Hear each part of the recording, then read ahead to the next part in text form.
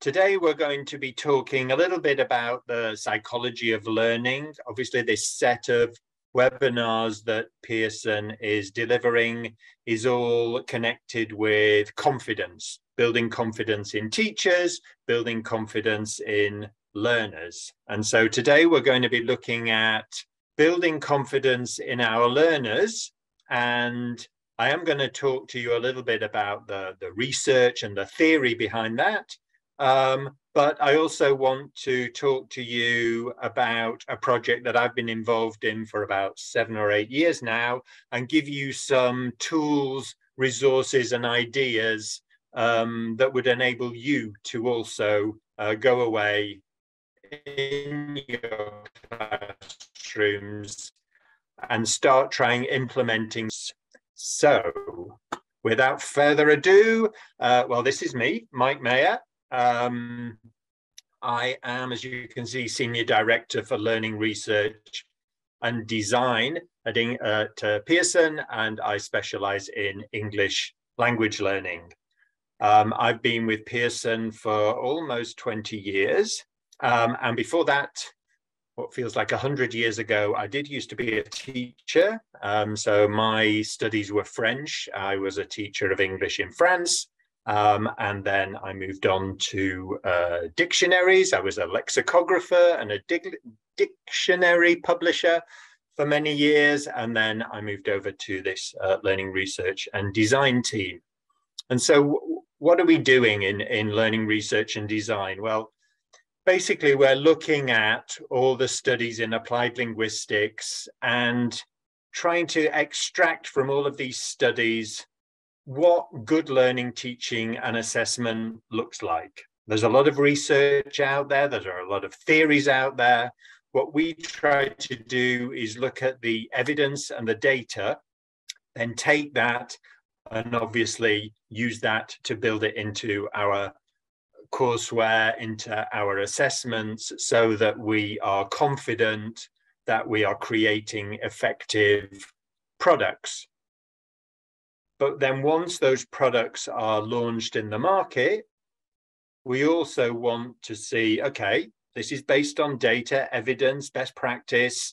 Are these products working? So another key function for the part of the business that I sit in is measuring the impact of these courses and these assessments to make sure that they are having the desired effects and that people are indeed learning with them. So that's kind of my role now at Pearson. And today, as I say, we're going to look at confidence and what does confidence mean and how can we try to make our learners endless definitions of what confidence means. We're just sharing one of those with you on the screen. They're a combination of hope, optimism, and resilience. A belief that you can be successful and reach your goal. And throughout this presentation today, you're going to see me focusing on resilience, the importance of resilience and building resilience in our learners, and goals. Setting goals, measuring progress against goals, reaching goals. So that's kind of what we're going to be looking at. Now, here we go. We've had hello from everybody, I think. Next thing in the chat, why are your learners studying English? We know there are lots of different reasons why people study English, but why are your learners studying English? Could you pop your answers into the chat? Okay, I can see for work, expand their horizons, career advancement. They're learning it for school, professional goals. Okay, a lot of them for professional goals, a year abroad, study abroad. Okay, my skimming reading skills are pushed to the limit there. Thank you for participating. Every year at Pearson, we carry out a survey with our learners, and we want to find out, you know, why they're learning, what they're learning, how are they learning, not just for English, but for all subjects. And we know that people are studying for a variety of reasons. And you can see some of them on the screen there, and some of those are indeed the answers and the suggestions you popped into the chat. So getting a goal, passing exams, securing a visa because they want to go and live and work abroad, traveling the world, a place at university. They want to go and study in an English-speaking country maybe, or they need a particular grade in English to be able to access a university place in their own country, and promotions at work. So yeah, there's a couple in there around making friends, traveling. You know, people do learn languages as a hobby. Equally, though, I think you can see that a lot of these reasons are actually quite big life goals. They are quite high stakes. Increasingly, English, particularly for employability reasons, is becoming essential to get that job. And so with these big life goals, these are high stakes. There's a bit of pressure associated with that. And when there's a bit of pressure and when things are high stakes, then emotions can also run high. So here we go, back on chat again. What emotions do you experience when learning something new? Might be a language, it might be a new sport, it might be any other skill. What kind of emotions do you experience? Okay, nice that the first couple were actually positive, excitement, but I'm also seeing a lot of anxiety, frustration, embarrassment. I like that one. Embarrassment, anxiety, satisfaction, happiness. Yeah, when you succeed, there is a sense of happiness and achievement. Thank you once again for participating. I'm asking about emotions because emotions, when we think about the psychology of learning, emotions do play a critical part in learning. And there are very strong correlations between positive emotions and success. So again, on the screen there, you can see a couple of quotes from researchers around how emotions shape an individual's mindset, how they approach learning, how it drives motivation, how they develop strategies for learning. Okay, and again, just picking out some keywords here as to the things that I'm going to be focusing on in this presentation. That mindset, how do we really develop a positive mindset in our learners? Motivation, key to learning. Engagement, enjoyment, fun, and of course, performance.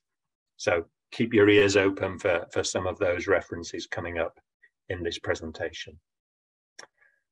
We carried out a piece of research on social media with language learners, and here were some of the answers that we got.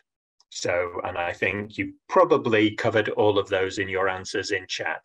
Frustration, anxiety, embarrassment. Now that's the one that I relate to because, as I mentioned, my studies were French.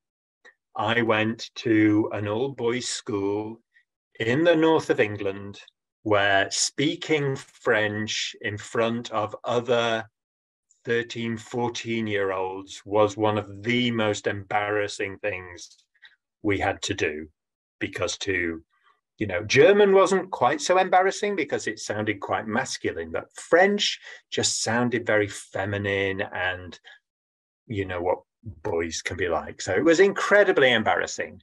Pressured, you feel foolish, you feel that misinterpreted, you can't get your ideas across. People just don't understand you. So I think we have to acknowledge that negative emotions are to be expected. We can't eradicate them. And, to a certain extent, a little bit of anxiety can be a good thing. What is dangerous and what does really impact learning is if we let these negative emotions go unchecked. So if they just build week after week after week, eventually we stop learning. We get learners who disengage, they're not following, they've decided this isn't for me, and they move on. So we really want to be focusing on how do we minimize these negative emotions. So another quick definition of what we're looking at here, that belief in your ability to complete a task or goal successfully. And that, as I said, believing that you can do it actually correlates very strongly with being able to do it. So to put it simply, if I think I can do it, I have a better chance of actually being able to do it than if I go into it thinking, I can't do this. I'm no good at this. I won't be able to do it. If I convince myself I won't be able to do it, that is probably going to have a negative impact and what we call a self-fulfilling prophecy. You won't be able to do it. Okay, so at Pearson, what we're trying to do is develop these learning experiences that build confidence and help learners achieve goals. And so I mentioned that I've been working on a project at Pearson for about 7 or 8 years now. And that project is something called the Global Scale of English.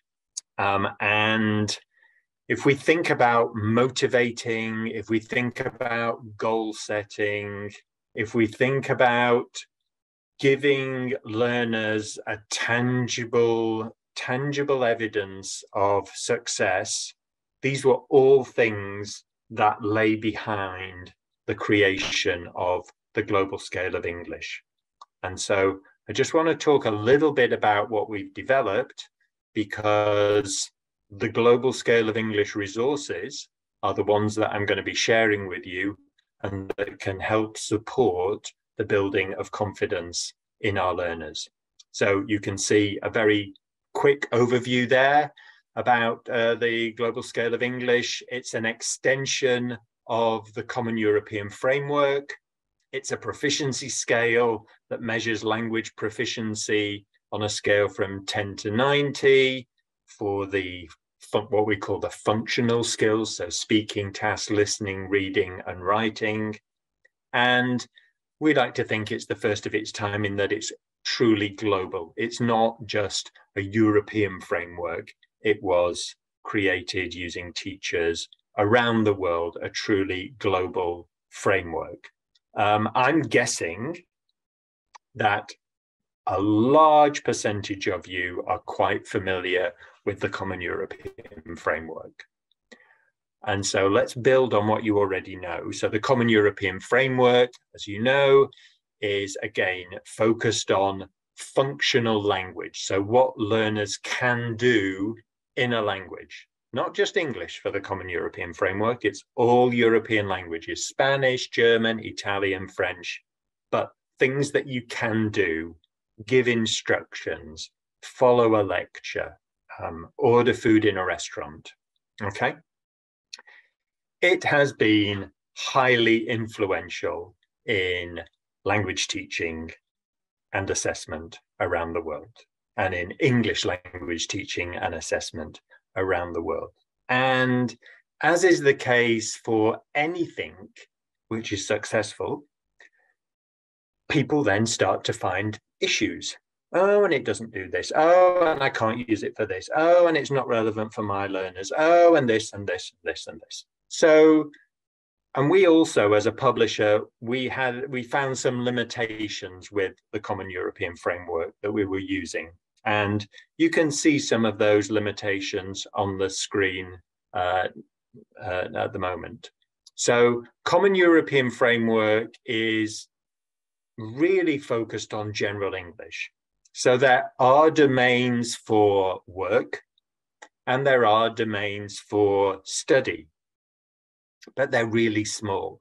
And so as a publisher, if we try to create a business English course or an academic English course, there's really not enough information in there to build out a full course. So that was a limitation for us, and we were hearing that from our our teachers and our partners as well.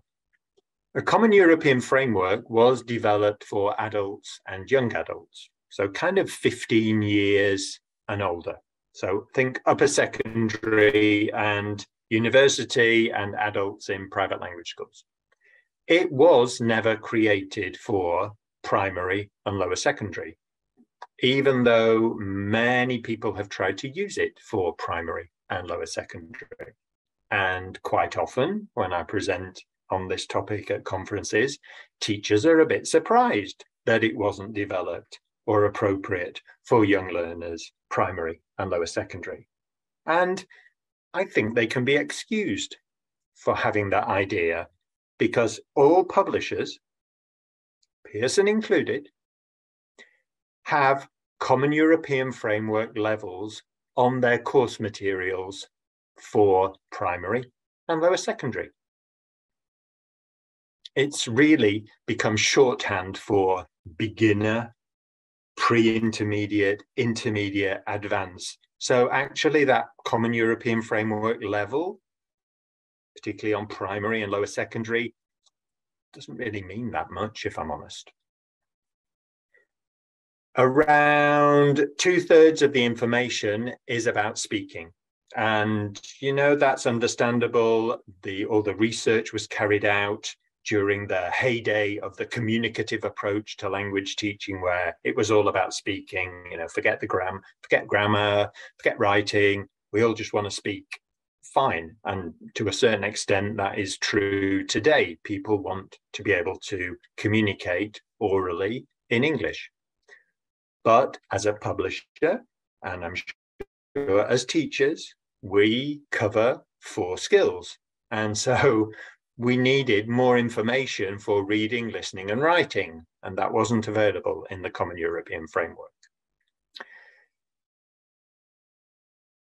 If you think about the Common European Framework, you're going to be thinking about the 6 levels: A1, A2, B1, B2, C1, C2.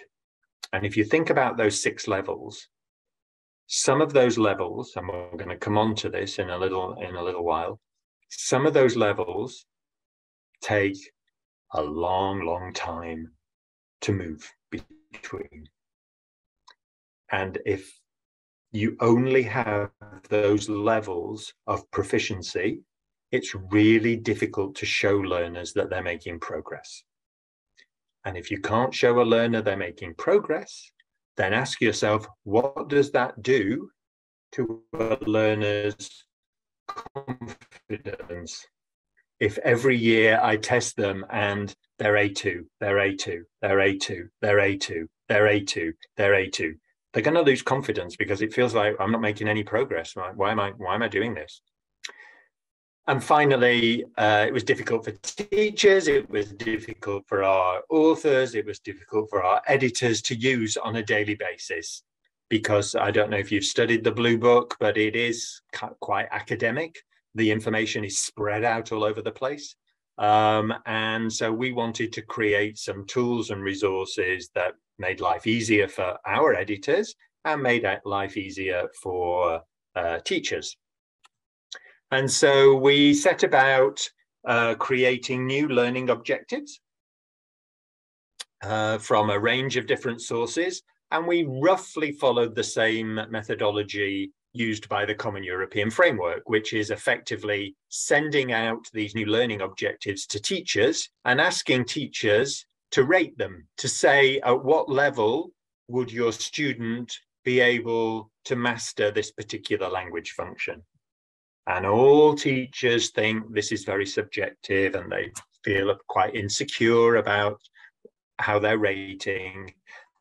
But when you collect together enough data, so we've had data from thousands of teachers around the world, where that data is similar, then that subjective data becomes objective, because the teacher in Poland, in Japan, in Brazil, in Canada, they're all agreeing that it's about around this level of proficiency required for this particular language function. So where we have 80% agreement, we keep the learning objective in the database. And where we don't, it's rejected because it's been confusing. If one teacher thinks it's A2, one teacher thinks it's B2. There's something probably confusing about the wording. So it's rejected. So all the data that you will find for the global scale of English has been validated by teachers around the world. So you can be confident that this is a global view of proficiency. And as a result of that research, we've developed 4 sets of learning objectives. So a set for young learners, so primary and lower secondary, a set for academic learners studying for English for academic purposes, a set for professional learners, so English for the workplace, and then we've developed more learning objectives for general adult learners, so building up the reading, the listening, and the writing. And those PDFs, all free to download from the website. So if you just put Global Scale of English into your search engine, you will find these PDFs to download. And quite simply, they are lists of language functions, of learning objectives, grouped by skill, speaking, listening, reading, writing, by Common European Framework level, including the plus level, so A1, A2, A2 plus, B1, B1 plus, B2, B2 plus, C1, C2, and then within the Common European Framework level, broken down into GSE leveling. So you can see what's at the bottom of B1 and what's at the top of B1. Okay. Now, did I just say 4 sets of learning objectives?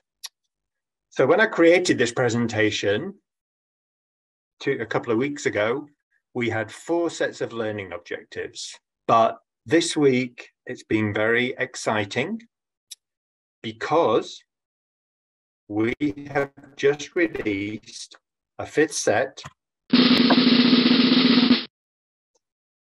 In fact, Wednesday, you can see I even put the date on. On Wednesday, we published a set of learning objectives for pre-primary, so the very youngest learners aged 3 to 5. So if you're teaching at that level, don't think that you don't need learning objectives and that they're not useful. We now have a set for pre-primary. We don't yet have the PDF like the others that you can see, but we do have them in the Global Scale of English Teacher Toolkit. Now, Mike, I hear you say, what is the Global Scale of English Teacher Toolkit? Well, it's this, and you can see the link on the screen there. So if you go to pearsonenglish.com/GSE, you will find a link to the Teacher Toolkit. And this is a database that contains all of the GSE learning objectives. So now those 5 sets that we have of learning objectives. And in addition to that, we have grammar aligned to Global Scale of English. We have vocabulary aligned to Global Scale of English. So a database for adult learners and a database for young learners. And then we have another piece of functionality called a text analyzer. So if you are one of those keen teachers that likes to bring in additional texts to the classroom, maybe it's something that's topical or your students are particularly interested in a particular topic, you find a text on the internet, you can paste it into this text analyzer, and it will give you an approximate level for the readability of that text so that you can just be sure that it's appropriate and at an appropriate level for your learners. So all I'm going to say about the Teacher Toolkit, you can find other explanations on the internet, on YouTube. You'll probably see my face smiling out at you from other YouTube videos explaining more about the Teacher Toolkit. So if you're interested, I suggest you go and search on there. And so the GSE, how does this help? The Teacher Toolkit is intended for teachers, but through you teachers, we want to be able to help learners as well. So It will help learners understand what they need to do, what they need to master to be at the level that they want to be. They can see where they are. They can see the little granular details of language functions they need to acquire before they can say they are B1 or B2. And as I'll show you, it helps to keep them motivated because they can see themselves making progress. As a teacher, maybe you're using learning objectives created by your institution, or you're finding them in the course book. You can be assured that the global scale of English learning objectives have been rated against an international standard. So it's not unique to your country, the level, it's a global standard. And as we're in a globalized economy, knowing what the leveling is globally is kind of quite important these days. And you've got access to the frameworks of learning objectives, 5 frameworks, and you can identify appropriate skills to teach, areas of potential challenge, and again, enabling you to monitor the progress of your students. Again, I know a lot of teachers are using published materials, but if you want to supplement with additional language functions, or there are language functions that your particular group of students need that you're not finding in the course materials, the teacher toolkit would be the place to go. And at Pearson, the global scale of English now underpins everything that we do in courseware and assessment. And we have this connected English language learning program, which is really the optimal teaching, learning, teaching, and assessment cycle. So you can start off by placing your students at an appropriate level, key to all good learning, getting them in at the right level. So that can give you a GSE level of proficiency. We then plan using the learning objectives, and those are used to create the courseware that you can see there. We then use those same learning objectives to inform our assessments, and we have a range of assessments. So the Versant benchmark assessments are assessments that will help you to monitor the progress of learners. We're going to come on to that, the importance of demonstrating progress to your learners in order to motivate, in order to build confidence. So you can monitor the progress. You'll get some rich score reports, which will show strengths and areas for improvement, some tips on how to improve, and some links back to the courseware if you're using Pearson courseware, where you'll find activities that can help to remediate some of those weaker areas. Keep going around this circle until your learner feels ready, and you feel ready that your learners can then take a certificate. So that by certification, we really mean that important piece of paper that will certify officially their level in English for an employer, for a university, for a government, for migration purposes. So all of this at Pearson is underpinned by the global scale of English, which, don't forget, is heavily linked to the Common European Framework. So on the score reports, for example, it will give you a global scale of English score, but it will also give you the Common European Framework score. So enough of the blah, blah, blah about the theory. How do we go about building learner confidence with the global scale of English? So I really want to look at 4 areas. So understanding the right level of challenge, goal setting, the importance of allowing learners to experience success, and then building something that we call a growth mindset. Okay, so let's start. A very good place to start would be number 1. So understanding the right level of challenge, as I said, placing a student at the beginning of their course is kind of critical. You don't want them to be placed in too low a stream. They're going to get bored. You don't want them to be placed into higher stream because they're just not going to follow and they're going to just disengage. So good placement is really key to the beginning of good learning. So once we know where we're starting, so we have our starting spot here, and we know that by the end of the course, we want to get them to like a mid A2, so 35 to, let me move this out of the way, for 35 to 37 on the global scale of English. And so we want to be pitching our teaching around this 30 to 38 area. This is what's known as the zone of proximal development. So if you want to impress your friends at dinner parties, you can drop in the zone of proximal development. You might know it if you've studied applied linguistics I+1. And it's this idea that, notice our learner was at 20, what were they at? 28, okay? But I'm saying that the zone of proximal development is 30. So we're not teaching them at 28. If we teach them at 26, 27, 28, they're probably going to feel quite good because they can do the things at that level.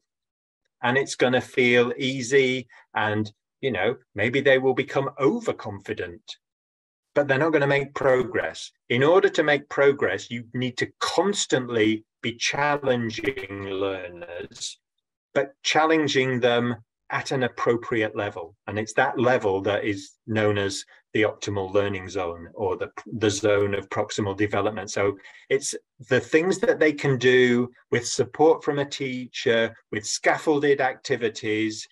They start there until they can then do it independently.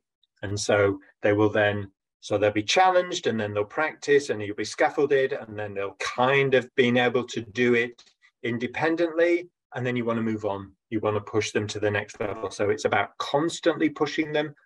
We're not doing things at 50 or 60 on the GSE. They will just, that's too difficult. They will just disengage. So finding that appropriate level of challenge is key to them feeling that, yeah, I can do this with the support. So once we've got them into this zone of proximal development, this, the quote there that you can see on the screen is from another researcher who calls this optimal state the flow. Your learners get into the flow where they are being challenged, they struggle a bit, they're scaffolded, then they master it, and then they can do it, and then they move on to the next thing, and we go round in that sort of cycle. Okay, so we want to understand where they are on their journey. We want to teach them where possible in a personalized way. So things that, you know, not everybody will be advancing at the same level. I know we all have mixed ability classes, and that's the subject of a completely different webinar, but where possible, personalizing the feedback to that individual learner. And then checking, ongoing assessment that you will be doing as teachers informally in the classroom. You can see if the students understood something and if they haven't, and then letting them know that they have mastered something. So if we have our zone of proximal development, off to the teacher toolkit.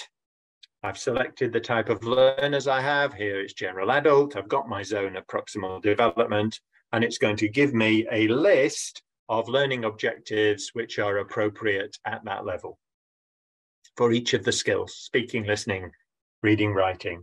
Now, you will see there are 226 learning objectives there.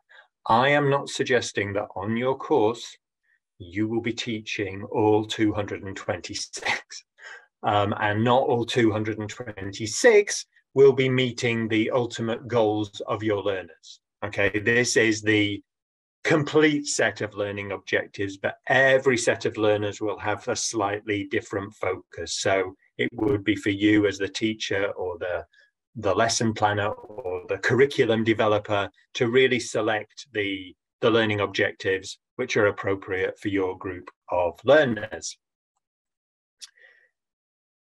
Goal setting.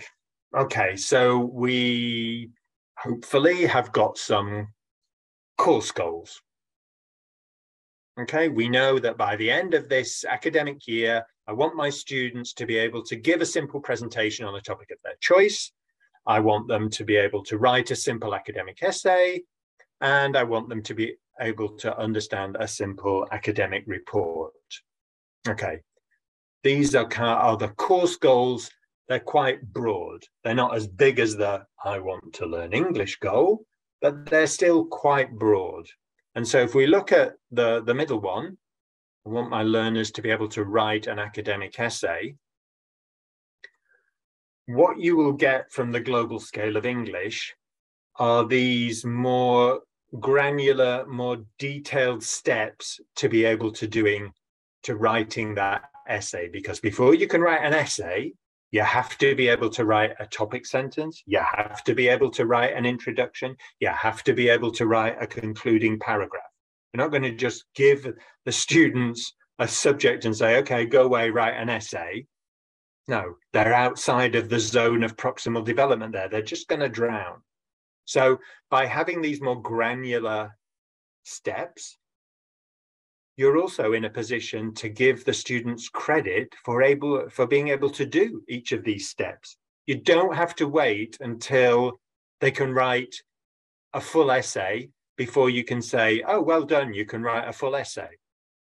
No, you want to be able to say, that's great. You can actually write an introduction and notice given a model, because that's the first step. Given a model, and what you'll see in the global scale of English that you won't see in the Common European Framework is this scaffolding built into the learning objectives. So again, that means I can give credit. Off the top of my head, I don't know what the GSE level is for this, but let's say this is GSE 43. You can write an introduction given a model. And then when they can do it without a model, they're at GSE 49 or GSE 50. So it's a higher level, but it means that on the journey to being able to do it independently, you are able to give them credit, and giving them credit is important. And goal setting is important. And I'm sure you all set goals.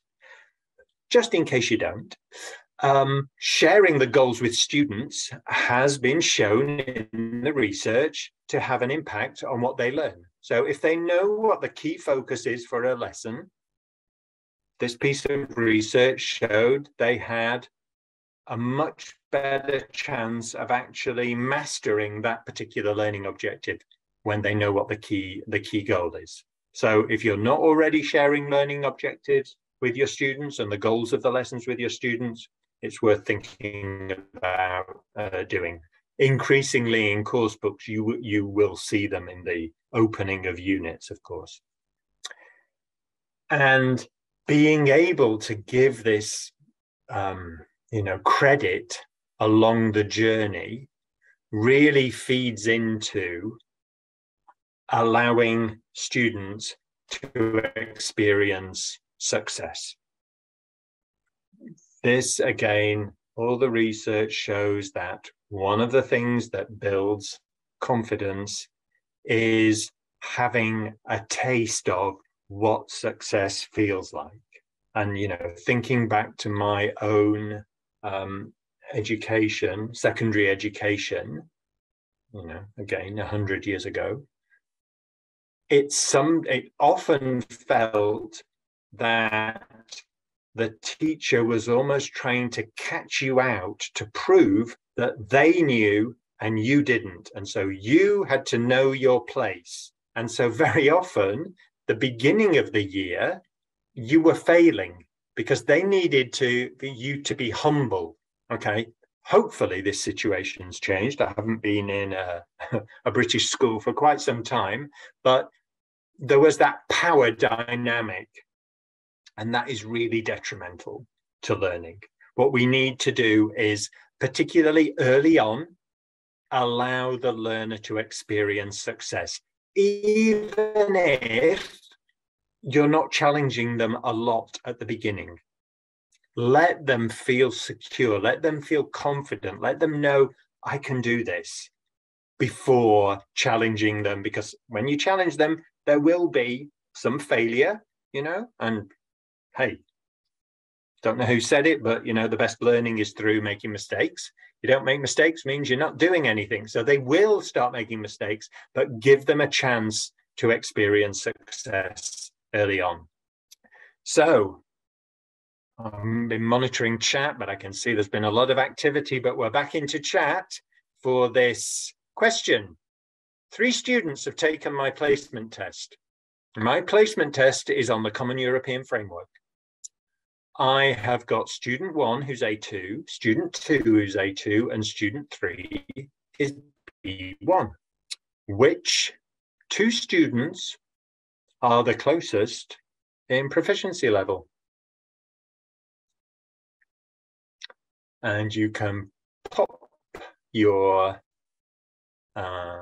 answers in. Is it student 1 and student 2, student 2 and student 3, student 1 and student 3?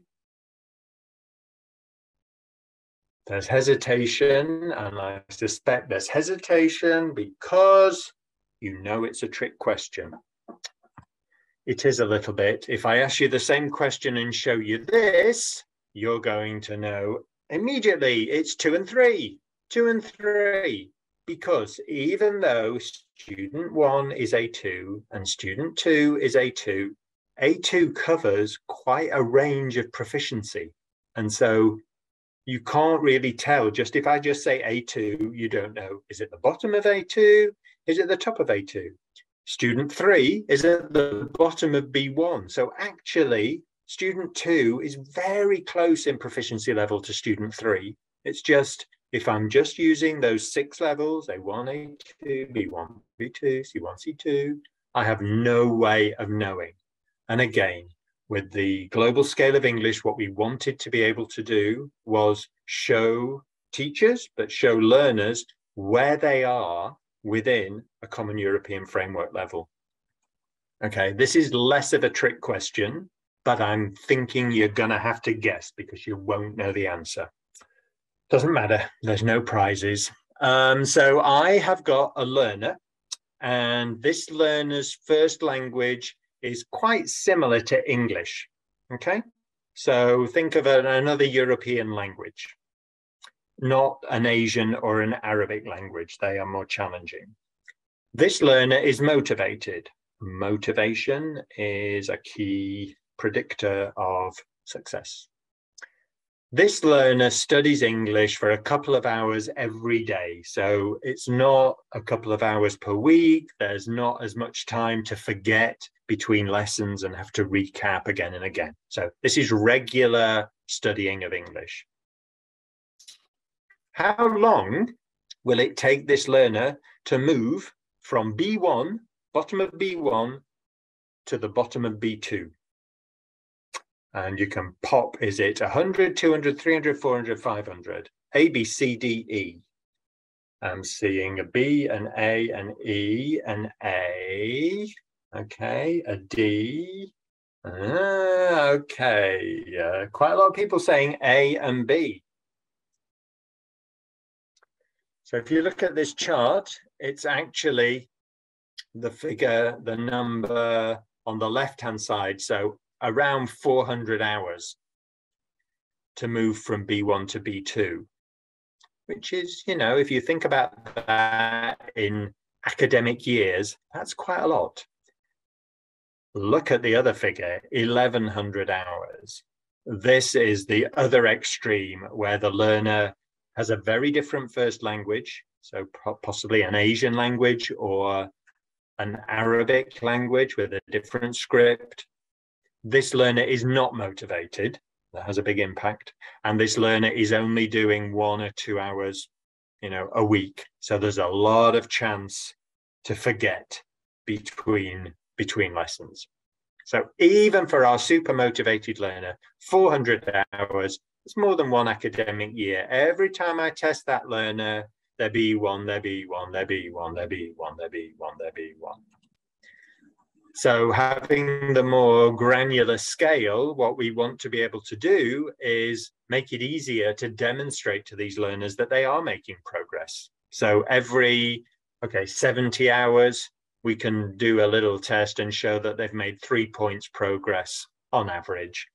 All of this is based on research. You can go to the Global Scale of English website. I didn't just make up these numbers before this presentation. There's a whole paper on it if you're interested.